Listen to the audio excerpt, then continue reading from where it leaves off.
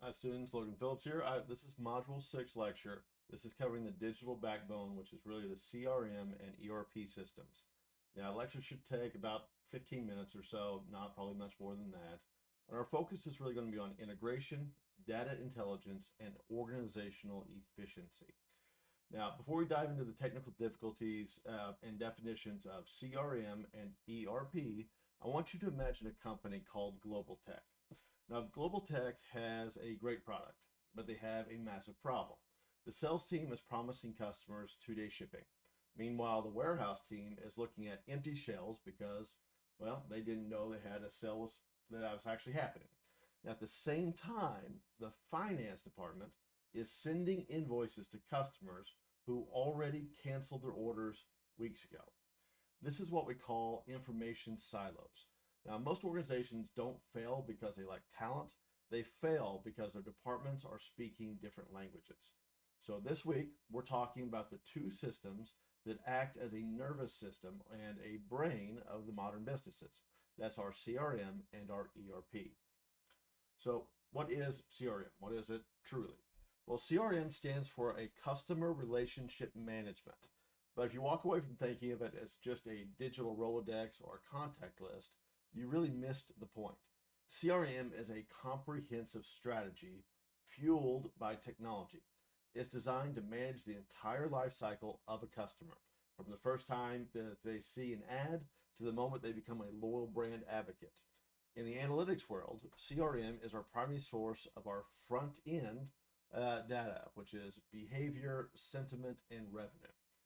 Now, CRM is not negotiable, especially in our business world and the analytics world. In small business, you can manage relationship with, just some vibes and a sticky note, or really just by winging it. But it does not scale. It does not get bigger with the bigger companies. It doesn't get bigger with the bigger footprints. CRM allows a company with 10 million customers to make every single one of them feel like they have a personal relationship with the brand, and it drives three things: retention, personalization, and visibility. Now, retention, it costs 5 times more to find a new customer than it does to keep an old one. For personalization, knowing exactly what a customer wants before they even ask for it. And then there's visibility, which is knowing exactly what marketing dollars are actually turning into sales that keeps us from wasting our assets. Now, the core distinction between operational and analytical CRMs really fall into a couple things.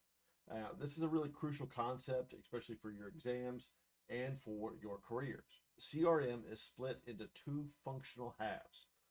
There's operationals and there's analytical CRM. Now, operational CRM is the doer CRM. Operational CRM is the front office workhorse. It automates and standardizes the actual day-to-day interactions. We have a big one is Salesforce automation, which is the automatically tracking of leads and emails. We have customer service, which is managing our help desk tickets and our call logs.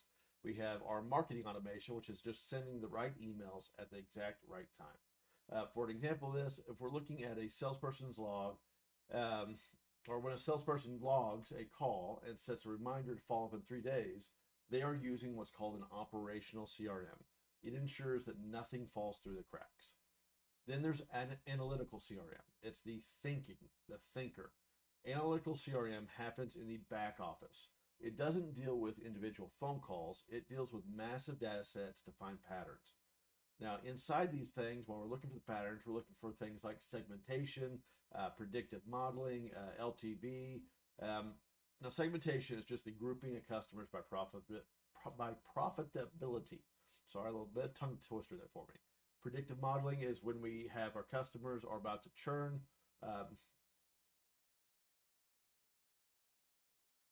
Predictive modeling is when we can predict when our customers are about to churn and leave us for a competitor. For LTV, this is our lifetime value. It's how much is the customer worth to us over the next 10 years. So in our example here, we have if the system alerts management, the customer who buys product A usually buys product B within 30 days, that's an analytical CRM at work. We know to pitch that customer product B within that 30-day window.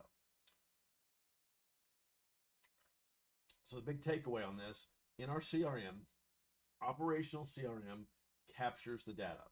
Analytical CRM weaponizes that data to make better decisions. And if you've heard from the rest of previous lectures and whatnot, the goal of analytics is always decisions, an end goal, outcomes based, better decisions.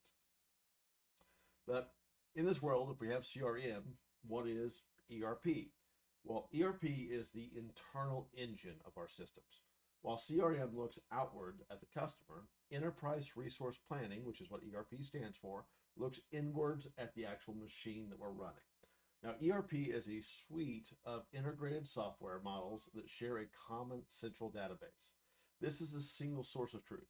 And you've heard me talk about the single source of truth in multiple previous lectures.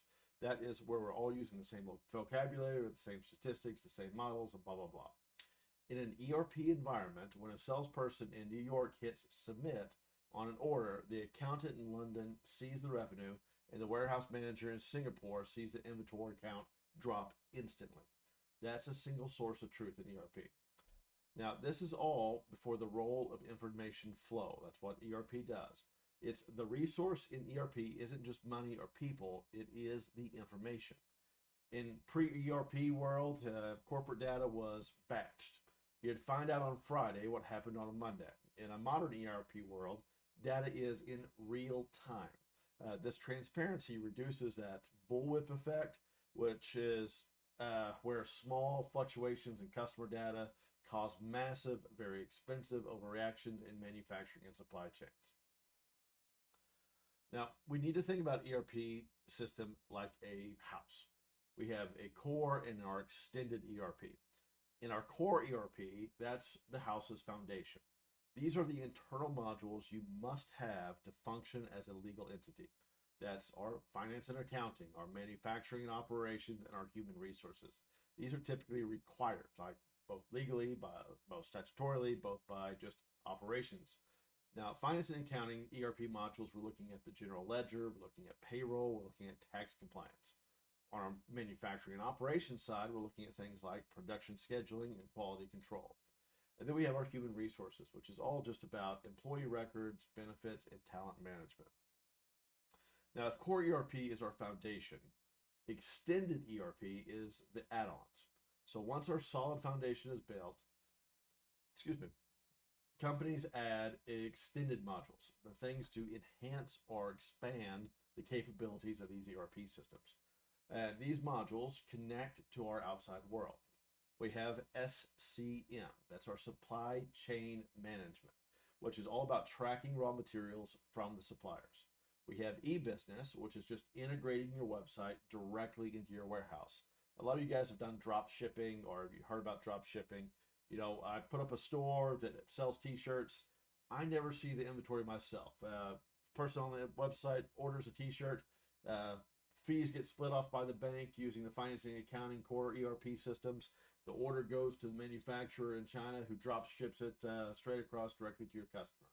That's all integrated into an e-business site.